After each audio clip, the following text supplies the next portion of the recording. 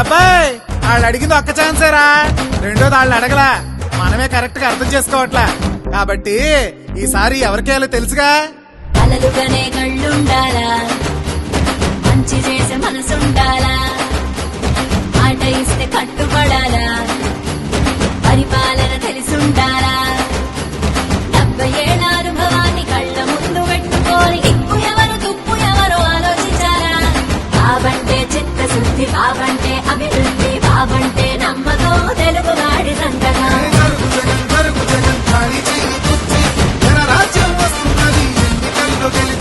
జరుగు జరుగు జరుగు జగన్ ఖాళీ చేయి కుర్చీ, జనరాజ్యం వస్తుందని ఎన్నికల్లో గెలిచి.